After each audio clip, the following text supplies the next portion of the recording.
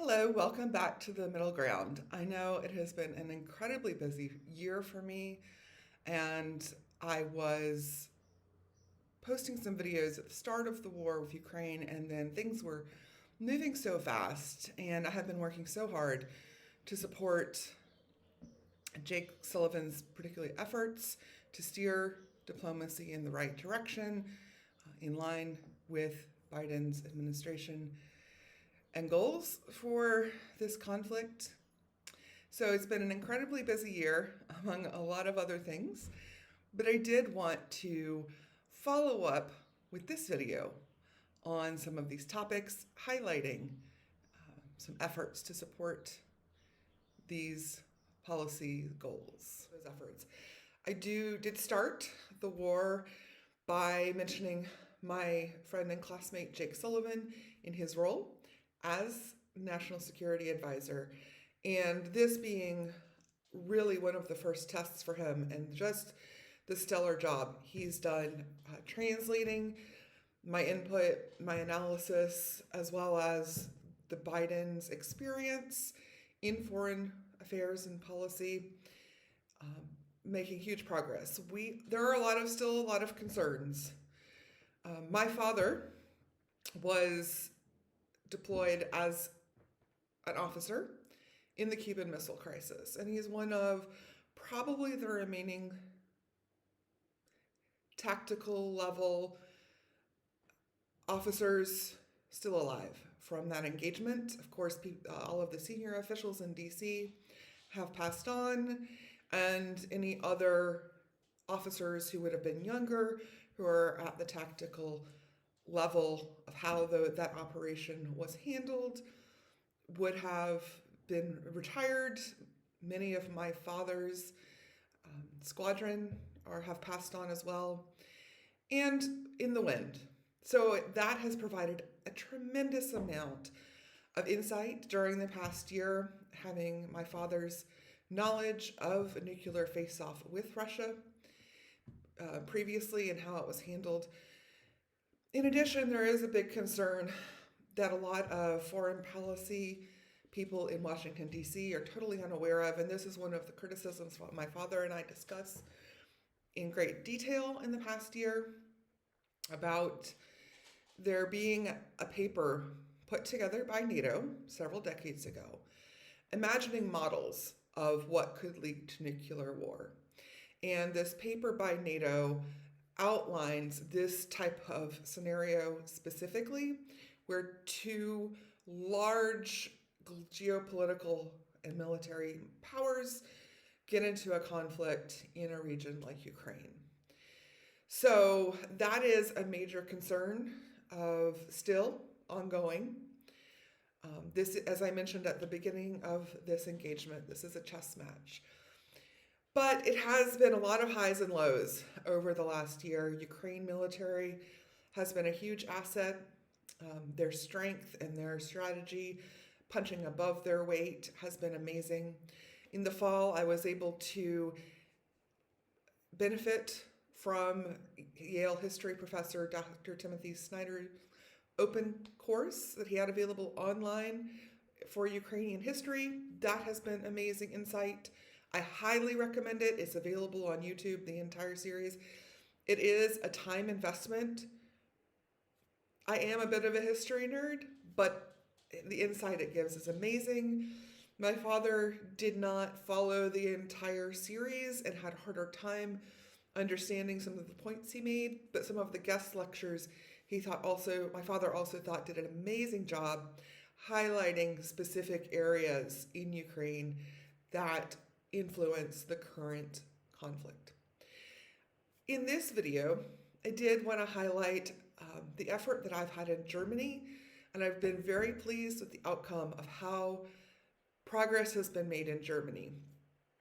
The thought and political spectrum and landscape has been challenged greatly in Germany. Germany has a lot of influence still by pro-Russian actors.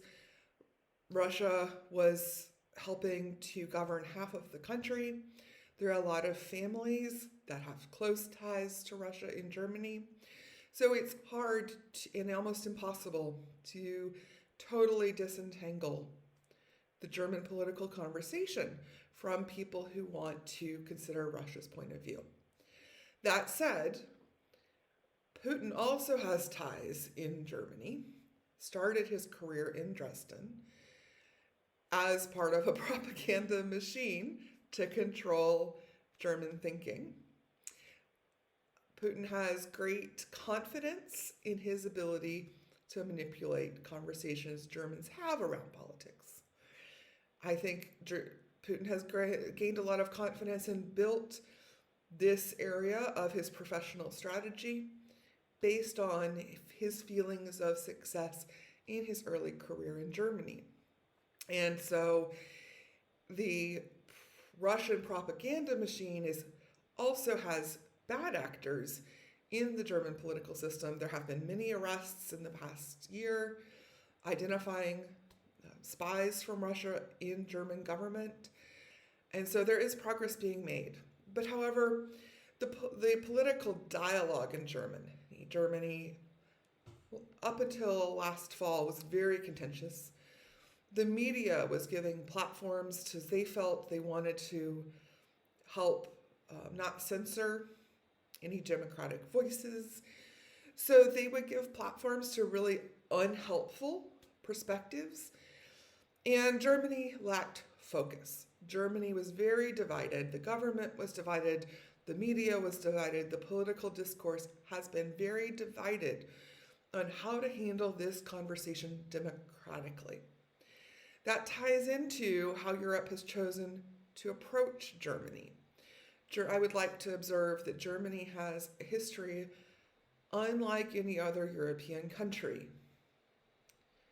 So Germany had made mistakes in the past, but also has been through several bad governments. It had the Nazi government, then it had a divided government where half of the country was under the communist Iron Fist and Iron Curtain.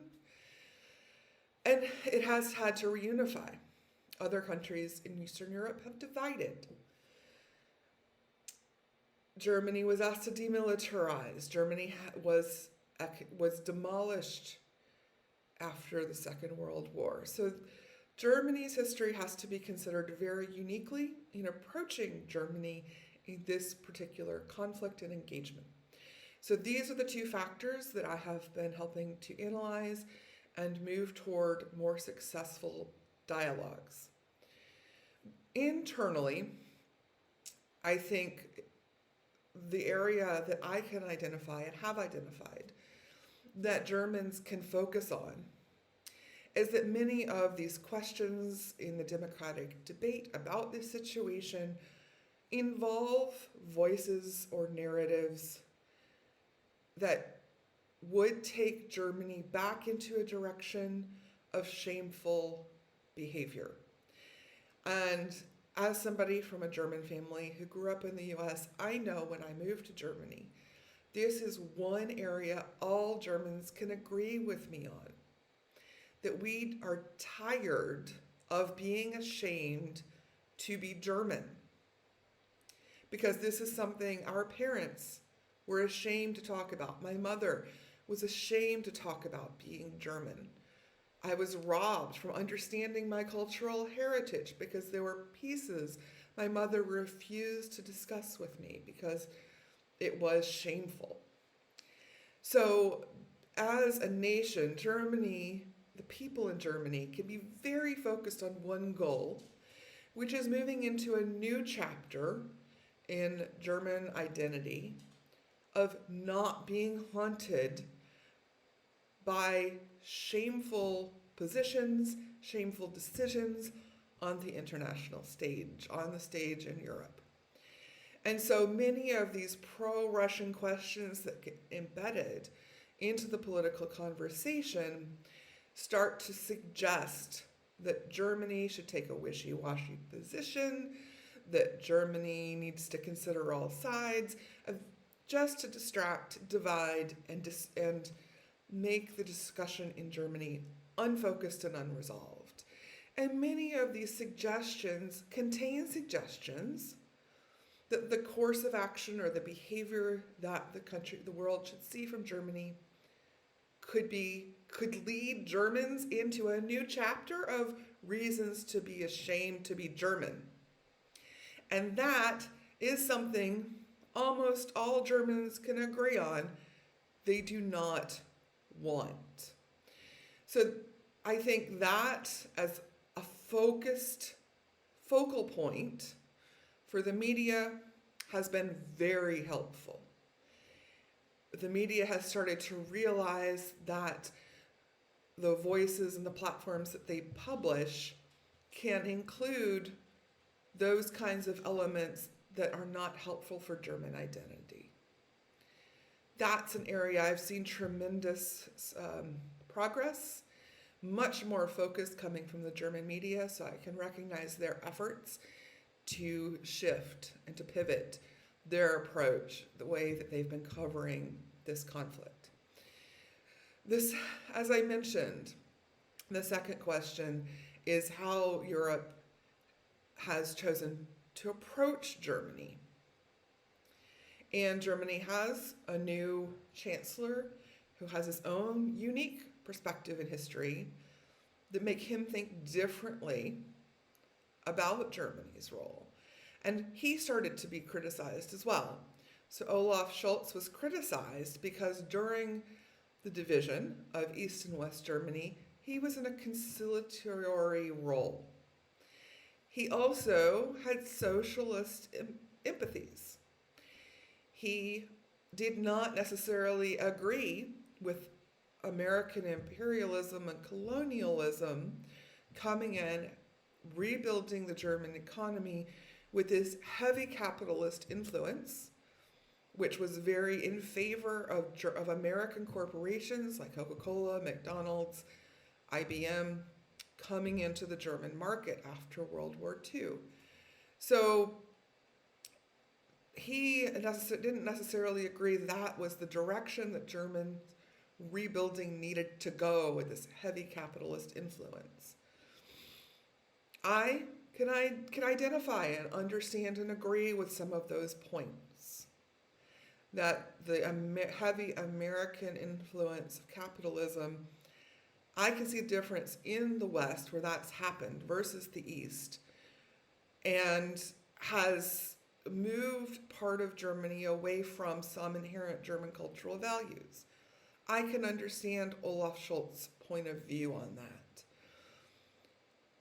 But during the time when he was in that role between East and West Germany, East Germany represented a socialist or communist experiment that does not exist in the current conflict. So Olaf Scholz has been in this role and has a personality where he sees himself wanting to be in this conciliatory role, doesn't necessarily going to jump on board with American imperialism in Europe. He's not automatically going to be convinced by all of the other dialogue in Europe with other European leaders that American leadership and democracy is the winning strategy or is aligned with Germany's goals, Germany's leadership.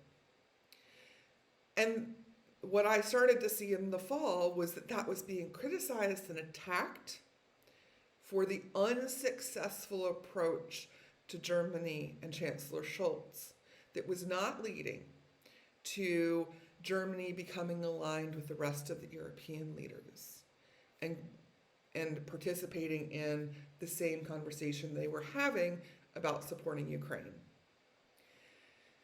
So the second point that I have worked on and done a full analysis was the unsuccessful approach and criticism of Germany and Chancellor Scholz that was not producing results. The reaction that I saw from the German government was very fitting of German sensitivity and reactions that I see of Germans individually.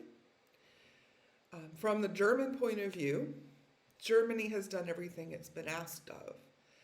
It was asked to demilitarize, and it demilitarized. It was told to just focus on rebuilding their economy and not get involved in military conflicts or geopolitical conflicts. And Germany has built the strongest economy in Europe that is the foundational cornerstone of the European economy.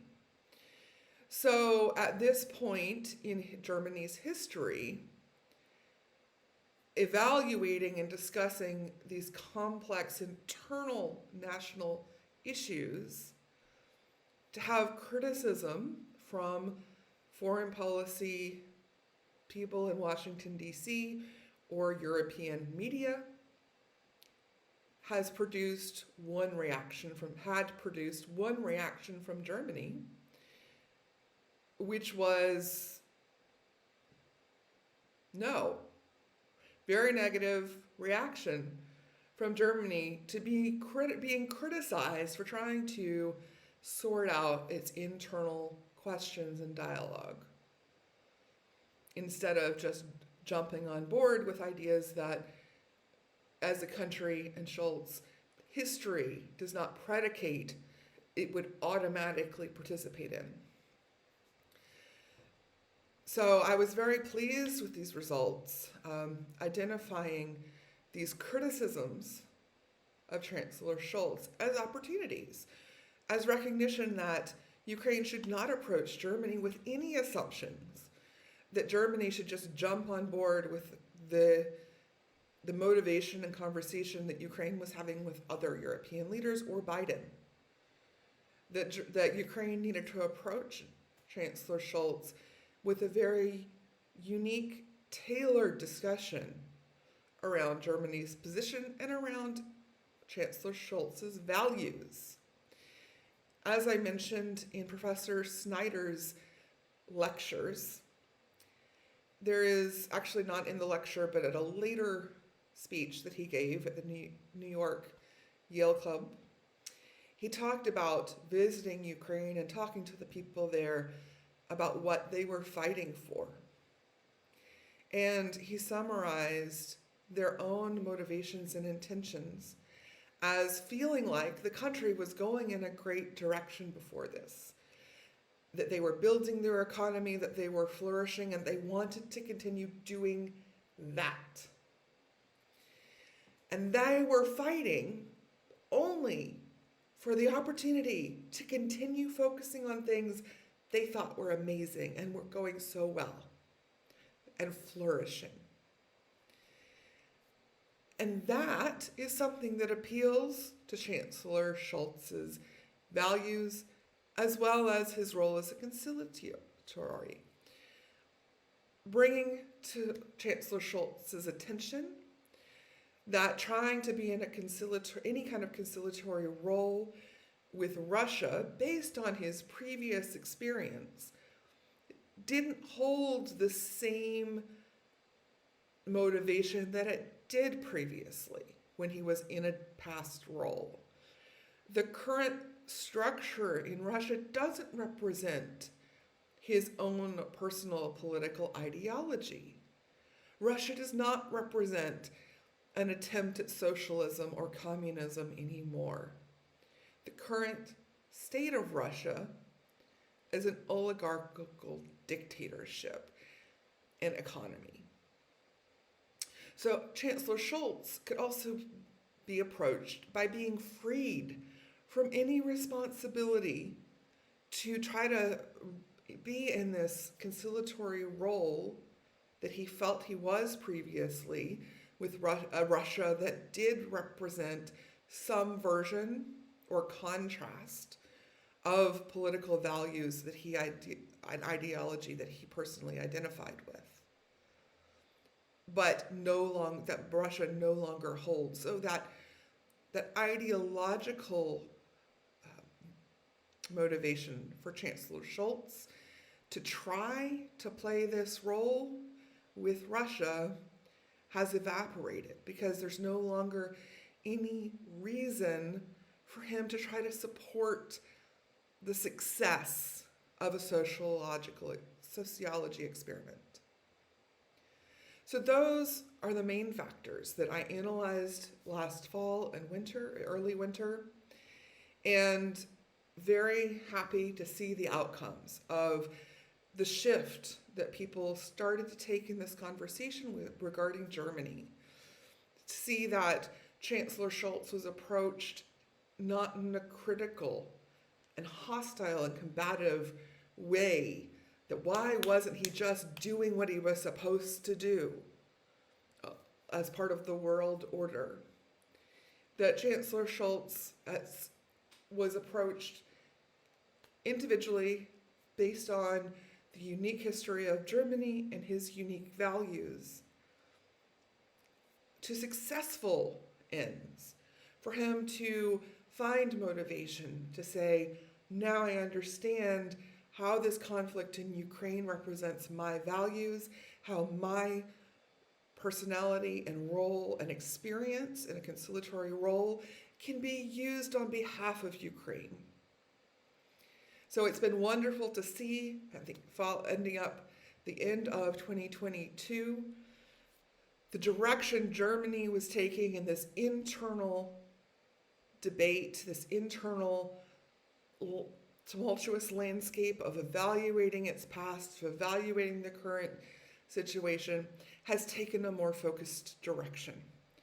When I arrived in Germany in 2015, I had a briefing with a German NATO general who described how the mechanisms that the different NATO members work militarily. And so I can understand the frustrations of having European countries' leaders not fully being part of the mission forward.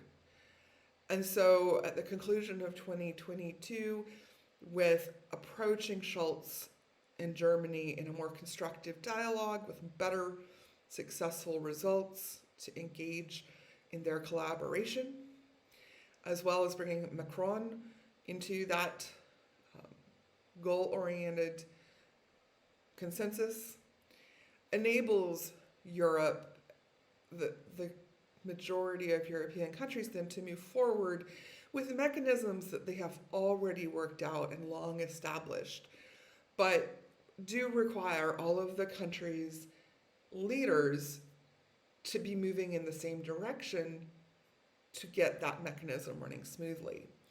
So after a year of the conflict in Ukraine, that at least bringing Europe together for their mechanisms to function more fluidly is a great next start to the next chapter.